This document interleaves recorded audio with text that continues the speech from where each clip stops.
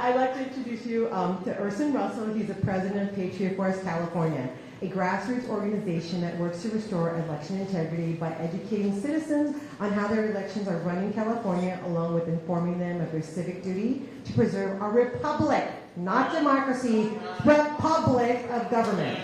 The Patriot Force also works with Cause of America, Mike Lindell's grassroots organization.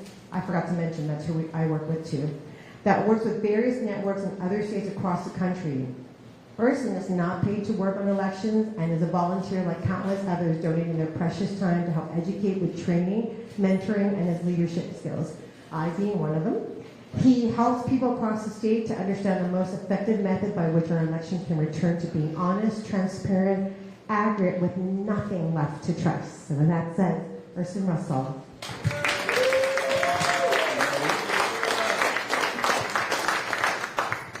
Hello, everybody. Turn this away a little bit here. Put this right on the table here. All right, that's not blocking it. A little feedback in front of the speaker. My name is Urson Russel. I'm with Patriot Force California. It's so great to see so many familiar faces and new faces today. I'm the most excited because I get to go before Dr. Frank today, who is like the world-renowned physicist that, like, you know, cracks jokes and sings. Like, so it puts a lot of pressure on me when I have to go after him. I, like so many other people in California, November 4th, 2020, woke up thinking, what just happened last night? I did vote for Barack Obama in 2008 because I thought, end of racism, there we go. But quickly studied and paid attention to his policies and the things that he did, and did not support him or vote for him in 2012. But 2016, it was a no-brainer. I don't like legacy families in politics, so there was no way I was voting for Hillary Clinton. And so gladly voted for President Trump. Was surprised that he won, like I think a lot of people were in 2016. And then 2020, everything that happened really woke so many people up, and how many people now are paying much, much more attention. I always like to start with this slide here because I call this my Spartan roar. Because I'm pissed off. I'm pissed off at what they're doing to hypersexualize our kids. I'm pissed off at our toxic food supply that's keeping us as lifetime customers for Big Pharma. I'm pissed off that the people that are supposed to be working for us seem to be working for themselves to keep themselves in power.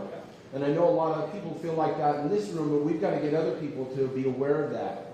So our organization, Patriot Force California, focuses on two things. Number one, educating people on our actual election systems, on election integrity in California. What do they look like? Is China running our elections? Are they machines flipping votes? All those types of things that we heard so much about in 2020. The other side that we focus on is civic duty. Because when we get really good people elected into office, that's when the work starts for us. If we don't show up to city councils, if we don't tell these people and hold them accountable, and they fall into that rut of cultural corruption through the view of politics, then they end up having a bunch of leftists or a bunch of screaming, shrieking people show up to those meetings or influencing their decisions and putting pressure on them. So civic duty is something that extends past the elections, and those are things that we all need to learn again because it's been taking so much out of our culture. We have a lot to cover today. I usually do about an hour and a half talk. I'm going to pack it into 30 minutes. I extend this invitation to anybody here. Number one, if anybody, I see everybody taking pictures and of slides and things, I will email this to anybody that would like it. It's publicly available information. There's nothing that we do that's hidden or proprietary or secret. And number two, I will travel anywhere around Southern California to a group of 6 people or more. So if you have a local group, come and see me afterwards. Let's get connected. Let's get me in front of your group. 6 people in a coffee shop, in your living room. Even people that really hardly question it. I'm not afraid of any of the tough questions. We've got to find ways to connect with people and make sure that we're bringing them into this movement, this way of thinking as well. So let's get started. We're going to talk about what the problem is in California quickly, and then we'll go into some action items. So first problem we have is our highly concentrated population in California. 5 of our counties down here in the Southland makes up over half the state out of a total of 58 counties. LA County alone is a quarter of the entire state. Now the reason that I tell you that is because in the 2022 election, where we had 8 statewide races, governor, lieutenant governor, secretary of state, and so forth, we have 32 Republican-leaning counties in California. We have 26 Democrat-leaning counties. But when you look at what LA County was just on its own, about 860,000 more Democrat votes versus all 32 Republican-leaning counties of about 360,000 votes, we're already 500,000 votes behind to overcome in a statewide race. When you add the other 25 counties, we're at about 2.4 million votes that we're behind in a statewide race. Why is that important? Number one, President Trump coming up to win California would be divine providence. It would be everybody in this room and everybody involved across this state taking every effort that they've got and multiplying it times infinity and absolutely doing everything we can. We're in a huge hole in this state, but it doesn't affect local races. And our city councils and our county commissions and our school boards, those are races that we're not inherently paying that much attention to, and I'll get into that in just a moment here. And again, I apologize for going so quick today, but I got a lot to get through. Number two, we had the Voters' Choice Act in California passed in 2016. That was what allowed counties to start to go and mail a ballot out to every active eligible voter. In addition to that, they started early voting in the counties that adopted that program for 10 days of early voting. And then subsequently, that was succeeded by the AB 37, which I'll cover. The other thing that we did was the VoCal system. This is what connected the counties with the state voter registration system. It's like your ATM connected to your bank account. Why is that important? Because our counties are actually not running their elections anymore. They follow a process that's dictated and managed by the state. So when someone gets an ID and they get registered to vote, that's pushed from the state down to the county. The county has no way to verify or audit that information. When someone changes their address with the United States Postal Service, again, it's pushed down from the state to the county, and the county has no way to verify or audit that information. So we have so much going on with non-citizens that are getting driver's licenses, and no offense to anybody here that works for the DMV, but the caliber of people there seem like they just want to do about the least amount of work possible to get through their 8-hour shift. This is what it looks like before the Voters' Choice Act. We voted in someone's garage, library, local fire station. The Voters' Choice Act counties that adopted it, they started mailing ballots out to every voter, and they were open for 10 days before for early voting. And then after Governor Newsom survived his recall effort in 2021, he signed legislation AB 37. So now today we have 29 days of early voting by mail. And about 11 days before the election, they'll start opening up some vote centers, and 4 days before the election, they'll open more vote centers. In addition to that, we can legally accept ballots in California that are properly postmarked by election night 7 days after election. So let's add that up. 29, carry the 7, 37 days of elections is what we now have in California. The good news is, less than 10 years ago, we were voting on one day at people's local precinct, and things that were much more prone towards election integrity and the type of elections that we all want. The unfortunate part is that from 2016 to 2022, there were 75 million ballots that were wasted. You decide to vote in person and you don't use your vote by mail ballot, that's a ballot wasted. You decide not to vote at all, that's a ballot wasted. A ballot shows up at your house for someone that doesn't live there, that's a ballot wasted. So this graphically here, you've got the clouds up there about 4 miles up, planes fly about 7 miles high. This stack of ballots that we've wasted is 2 miles short of reaching space, which is 62 miles up. There's a lot of trees. Now, yes it is. Now, none of us are probably astronauts in this room, so I do frame this up a different way. Who here's been to Las Vegas, Nevada? You've seen the tallest hotel there, the Stratosphere Hotel that they've got in Las Vegas? 1,150 feet about. 271 of those hotels would need to be stacked on top of each other in order to equal the stack of ballots that we've wasted. Just think about seeing the stack of ballots next to one Stratosphere. You'd be like, God, waste, trash. The good news is, in the next election cycle, because there wasn't time in this one, we're going to pass a ballot measure across the state. And we're not going to promote it under election integrity or fraud or any of those concerns. We're going to let everybody know all the trees that are being wasted. Do you think that will get some support from the other side? Huh? The environmentalist movement? Challenge number 4, and all of these things filter into central control. That's what the state wants. They want central control. They want the counties to feel threatened. They want cities to feel threatened. And they want the people that are running our elections to just follow processes the state dictates. So here we go, Shasta County. In 2023, they passed at a local county level. They said we don't want voting machines in our elections anymore. We're a small county. We don't need these machines. With the amount of people that vote, we can count them in a couple of days with a dozen or so people. And we want to get rid of that. So what did the state do? Put their authority out and passed Assembly Bill 969 that says any election over 1,000 voters has to use voting machines. Wow. So here's the state putting pressure on one of our 58 counties to say, no, you're going to do it our way, or we're going to take you to court. We're going to sue you with our own tax dollars. Second one here is in Huntington Beach in Orange County. During the primary election, Huntington Beach is a charter city. And what that means is they are responsible for running their own elections. So they proposed a charter amendment. The people are the only ones that can change the charter by a vote of the people. And they said, we want to have an ID to vote. We want to have more vote centers because they took them all away with the Voters' Choice Act. And all the drop boxes that we call Zucker boxes that are unstaffed and unmanned for 29 days of early voting, we want to have monitored video surveillance for those.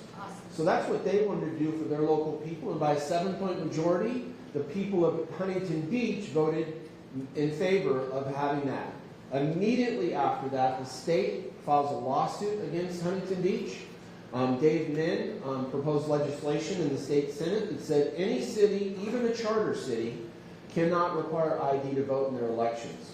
So here we go again with the state using our tax dollars and their gangle of attorneys to go and threaten a local city that's now got to use more tax dollars in order to be able to defend themselves. But Huntington Beach is fighters, and they've got great governance at a local level. They've got 3 more candidates that they want to get in, and so they have a better majority there. Their city attorney is awesome, and they're trying to get their city clerk elected into office. Why? Because city clerk is who's going to run their elections should they go and take back their elections completely. Do unstaffed drop boxes require video surveillance? I've talked to a lot of ROVs, and people don't understand this. This is the actual law in the California Code of Regulations. If feasible, drop boxes shall be monitored. What's feasible? To monitor the drop boxes that are unstaffed for 29 days. They should be forced to produce feasibility reports or studies that says, well, in our county, it's going to cost us $10 million to do that. Is it really worth it, citizens? And give us the right to say, yes, it is, or no, it's not. The second part is, what does monitored mean? Look it up in the dictionary. It means shall be watched closely. So the law doesn't say put a pretty camera in the Dropbox and everybody feels good and sleeps well. It says someone needs to be there, like a security company that you hire, to go and actually monitor these drop boxes and look for someone bringing stacks and stacks of ballots to multiple drop boxes. Those ballots require a chain of custody signature for whoever has harvested them, and these are the things that we need to, over more elections, because it's going to take us some time here in California, we need to start to influence these either directly by getting elected into office or pressuring our county officials to where they make these kinds of changes. District attorneys and stuff kind of shy away from elections and lawsuits and things for some reason in the state, and I'm not 100% sure why, but we're going to figure that out. Why don't we want voting machines in our elections? They're made with protected source code that we can't have access to. That we can't open up the machines to see, is there a cellular modem inside that could communicate? Is there a Wi-Fi chip or some other means of communication? We're told that that's prohibited. Also, all of our voting machines are made with foreign source components like Dell motherboards and HP motherboards that are made in other countries. There is not one voting system in the United States right now that is made with 100% US-made source components. So all of these reasons here takes the elections and the control of the elections out of our hands. These are our elections. We paid for all this equipment, but we can't open them. We can understand the source code, which should be just open source, so that anybody can see the source code and know exactly how our votes are being tabulated and how our election systems are being run. What type of election systems do we want? This is real simple. We want election systems with nothing left to trust. We want to go vote in one day at my local neighbor's garage that I walked a couple of blocks to. They're going to ask me for their ID, my ID. I'm going to sign a paper poll book that's not on a piece of electronics. I'm going to go vote in the privacy booth and put it into a secured box. And at 7 o'clock that night, I'm going to go back to my neighbor's garage and I'm going to watch my votes, along with my neighbor's votes, be counted before it ever leaves my neighborhood. What a transparent and accountable election system. The only thing that we have to look at is to properly report it from our neighborhood to the county for the final tallies of what's in our elections. So we have so much complexity in our election systems in California. It's all unnecessary. We did elections this way for over 200 years where they were simple. We went home. There wasn't a month of CNN and Fox News and everybody else broadcasting and making big spectacles out of our elections. How about we go vote at night, we go back home, watch a movie with our family, play a little game, and we go to sleep and don't think about the elections, and we just wake up the next day and accept the results. What a simple election system. And we want to create something where even a 95-year-old woman that's never been on the internet in her life could understand how our elections are run within just 5-10 minutes. Well, this is what we do. Look, it's just like a bingo card that you do down at the parlor, right? We blot them, and there's multiple people there authorizing this and verifying. So Patriot Force California, we started in 2021. We saw that there's obviously organizations training poll workers, poll observers, doing lawsuits, all sorts of things like that, and so much coming at us around the elections. And like I said, if China in control of our elections or the machines flipping votes, what do they actually look like? And we have multiple systems throughout California. We have 39 of our counties are Dominion counties. 13 of them are Hart Intercivic. 5 of them are ES&S, and then LA County uses a proprietary system that they built on the Smartmatic platform, and Dr. Frank will talk a little bit more about that. So we're all about sharing knowledge. We don't have anything that we can't share with other organizations or individuals. So we're like an open source organization. Everything we've got is free to share and learn from. Learning civic duty, like I mentioned earlier, we have to get really good at participating and getting others to understand what's at stake if we don't participate. Cooperation, this is just all around the state. Making an impact, self-governance. We can't have self-governing without self-governance, folks.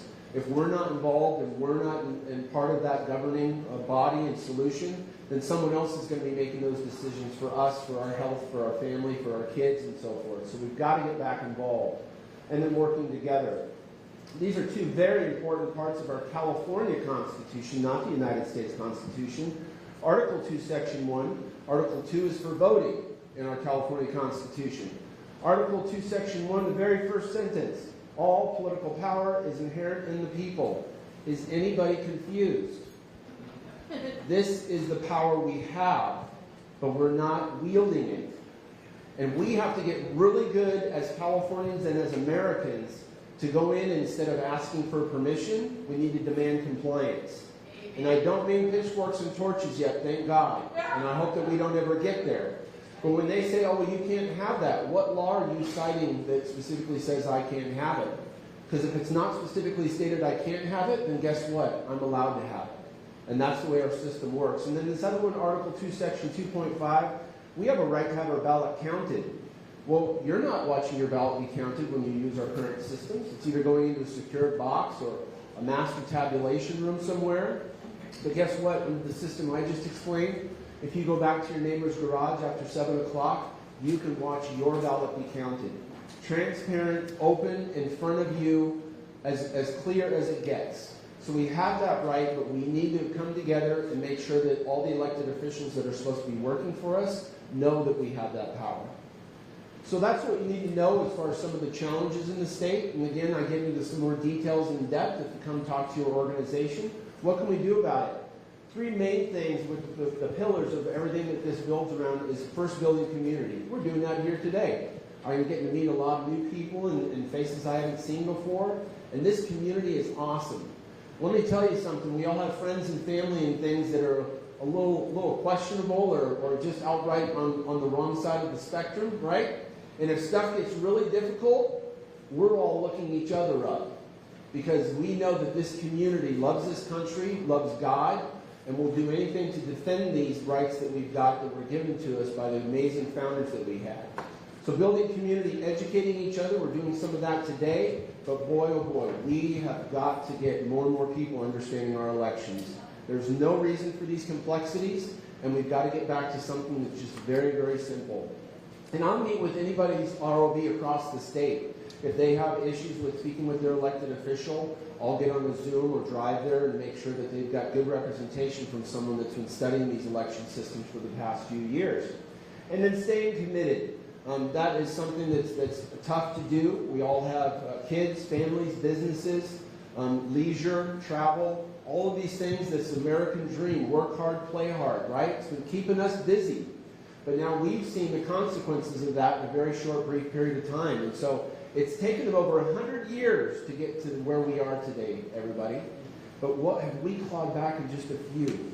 We found out about that food supply. We found out about the big pharma collusion with the FDA and the government. We found out about government working with big tech to silence us. Look at what we've clawed back in just a few short years. And thank God for Elon Musk buying Twitter, because it's finally given us a mainstream platform that can reach millions of people. So this is our action plan here. This is what's achievable. Number one, we need to take back our city councils. We are not wielding our local power at our city council to fight up the food chain for us, just like I described in Huntington Beach. They passed a resolution after Assembly Bill 1955 was passed. Does everybody know what 1955 was? Yeah. Where they tell school administrators and teachers if the kid thinks they're a boy, thinks they're a girl, it's now illegal to tell the parents. Well, Huntington Beach said, not in our city. We're passing a resolution. We're a parents' rights city. And we're going to stand for our parents here, and we're pushing back against this all-powerful government 400 miles away. The second thing we need to do is turn our cities into charter cities. About a quarter of our cities in California are charter cities. That gives them full autonomous authority over their local governance, over their police, and guess what else? Their elections.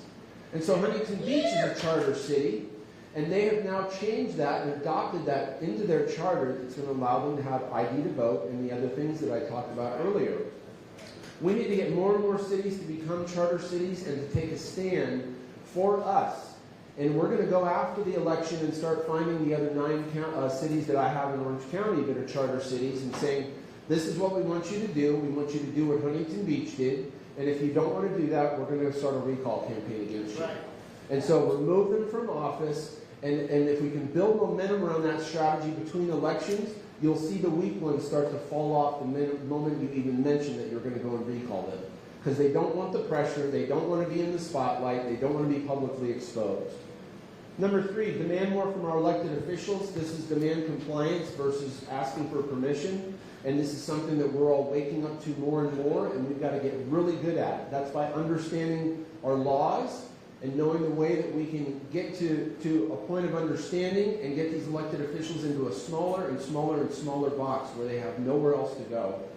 Kickstart your communities. You're already doing that. Many of you around the state, getting Dr. Frank here, myself. As I mentioned, I'll come and speak to any group, 6 or more, around Southern California. Make a decision.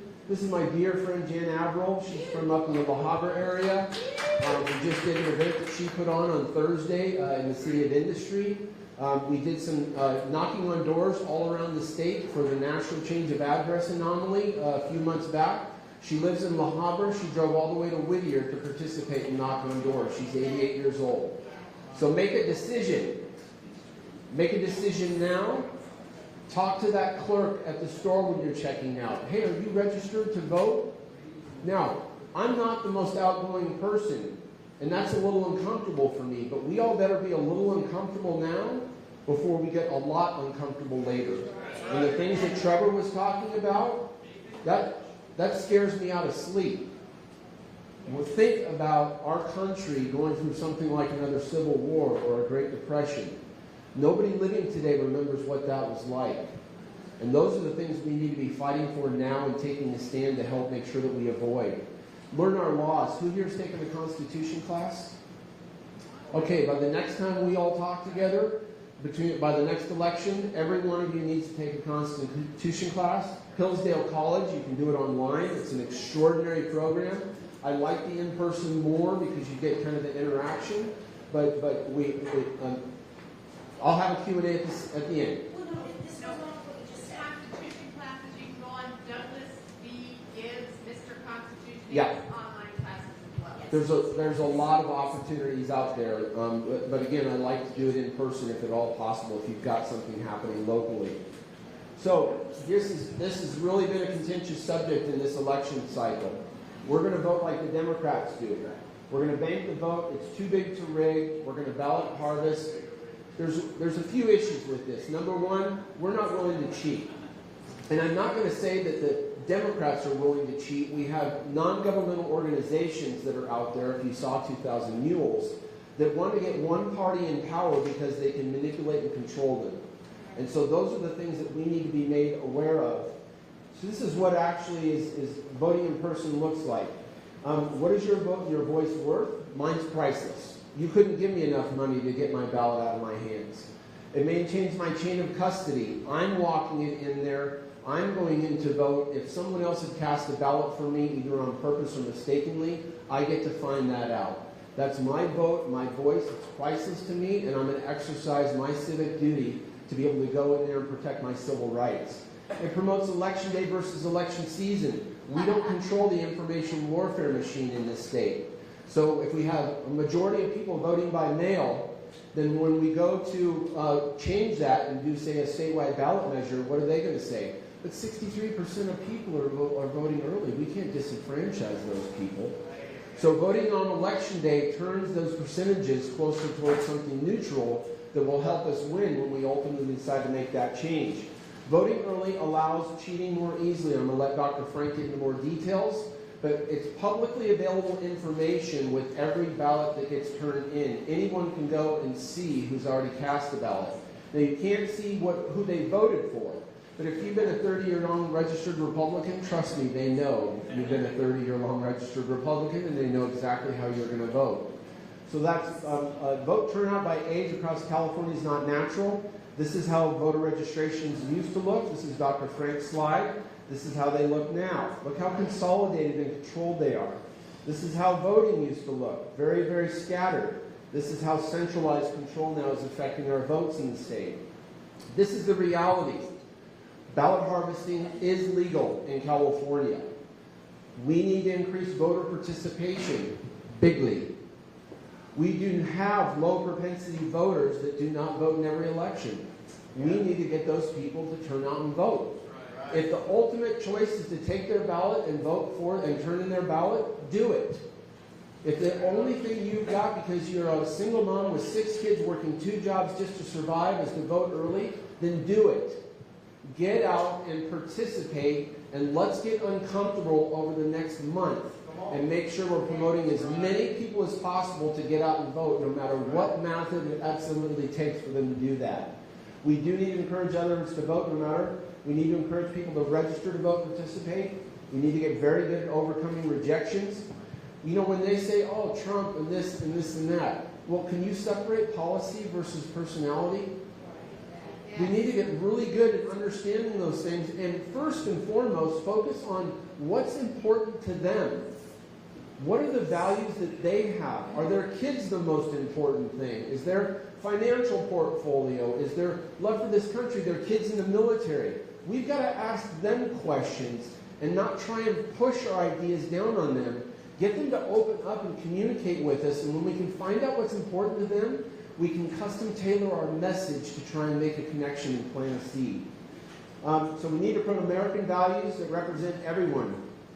Conservative values, I'm a conservative, a proud conservative, but if a city council is going to remove the pride flag from the building, then they also need to end Asian Pacific Island Awareness Month, and Women's Rights Month, and Black History Month, and all the other months that go and divide us as citizens. They have no place in local government. So we need to promote American values. I'm going to defend your right to your First Amendment to speak up, even if I disagree with it.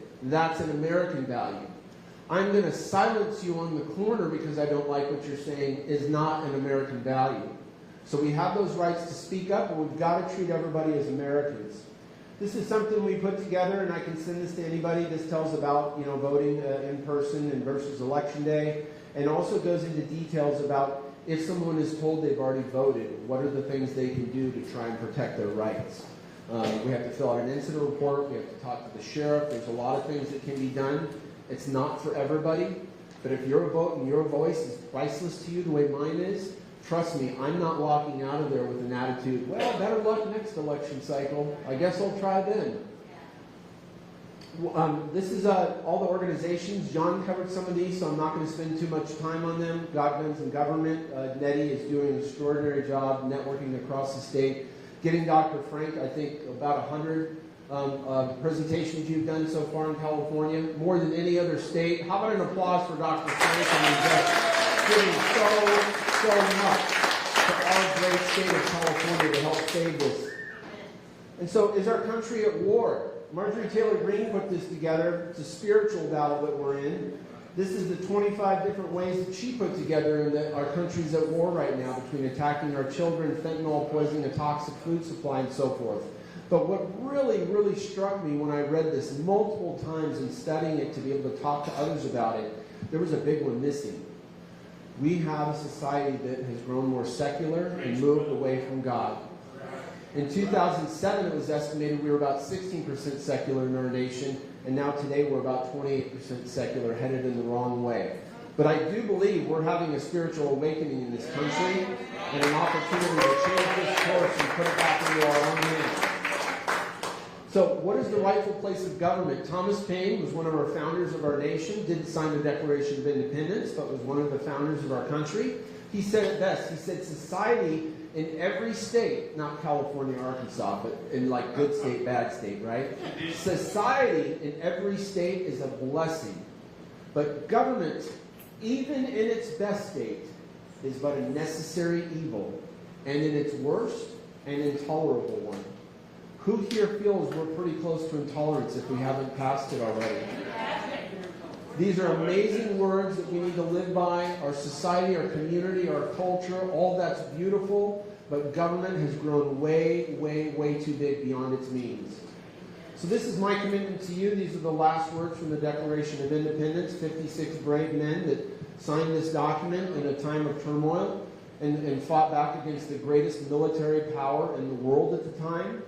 And they said, with a firm reliance on the protection of divine providence, and not all of them were believers, right, in God, but they knew at this time and place in human history, this was a time where he was going to have a peace in this fight and what was happening. With a firm reliance on the protection of divine providence, we mutually pledged to each other our lives, our fortunes, and our sacred honor. Think about that time and place. Think about fear of having my family name destroyed. Think about the fear of having my whole entire property taken. Think about the fear of losing my life. And they believed and they fought, and that's what we're all doing today.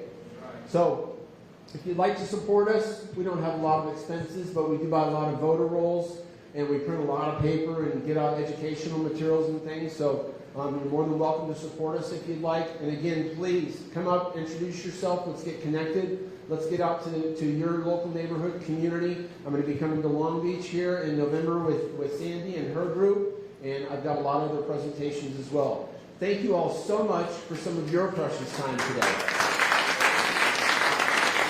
And I have a minute for 2 questions. Talk loud. Yes, sir. Promoting voting only on election day, or banking your vote and voting early? I'm promoting voting in person on election day because it's the most secure method to go in and vote. And what the party is telling you to go and vote early is for one reason. And I'm a businessman, so I understand resources. That's the only reason they're going to tell you to vote early, is so they don't have to chase you now with literature and information. I understand that. I get that. But they're not telling you that you're helping other people cheat with accuracy. And I wish the party would give us the whole story so that we could make a well-informed decision as Americans instead of trying to tell us we have to do it this way. Somebody else votes with your name, you can only do a challenge ballot. A provisional ballot. Yes, that's what you can, and they won't even count that one. So the first ballot's the only one that gets counted. So there's an investigation that started. That's what the process is. And you need to get the sheriff involved. And so if you're not willing to get the sheriff involved, if you have a fear about going and voting in person and being told that you've already voted, then go vote early. I support you. And we can't shame each other anymore about what our choices are to vote early or vote in person on election day. We can only educate each other on what the reality of the situation is. So I would defend you gladly, sir, if you said, I'm voting the first day the polls open. Go vote. Participate. That's the message that the party should have sent, instead of almost guilt-shaming us. Do you know the party has labeled someone that wants to vote in person on election day as a delinquent voter? Is that really, we're going to start using communist tactics and labeling each other now because I particularly would like to go vote in person on election day? We shouldn't be doing that to each other. So I fully support you voting in the method that you think is best for you, but there's other considerations and factors that are at play as well. Paul. You walk into a voting station, into a polling place, you've already voted. Can you legally bring, this is a big question everyone's asked me, can you bring the sheriff in and shut it Absolutely. down right then and there? You can't shut it down, but you can file a claim. Okay. The trick is with the sheriffs is we keep talking about election issues. And they go, we don't have jurisdiction over election issues. We were not taught about election codes in the academy. And so they disconnect themselves from that. You've got to go to the county register of voter. That's who has jurisdiction over our elections. In LA County, good luck, Paul. Sorry about that. Yours is particularly bad here in LA It's County. identity theft. You file an identity theft. Correct. So when we call our sheriff, we say, my identity has just been stolen. I'm at a location, and I'd like a deputy to come down here and file a report. But I've also filed a report as an incident report with the Register of Voter that says, what date and time was my ballot cast? I want to know what date and time my ballot was cast for me. Number two, where was it cast? At some vote center? If so, which vote center? If it was through a drop box, which drop box? If it was through the post office, which regional post office postmarked my ballot? Where did it come from? And number four, and this is the most important one, if it was a vote by mail ballot cast, I want a photocopy of that ballot envelope because I want to see my signature that you accepted for me on a ballot envelope. And if you think I'm walking out of here quiet, you people are crazy. You call the Register of Voter now, you get this incident report filled out now, and I'm going to go call my sheriff immediately afterwards and have them come down and file an incident report as well. So, thank you all so much. I'm sorry, Mary, my time is up.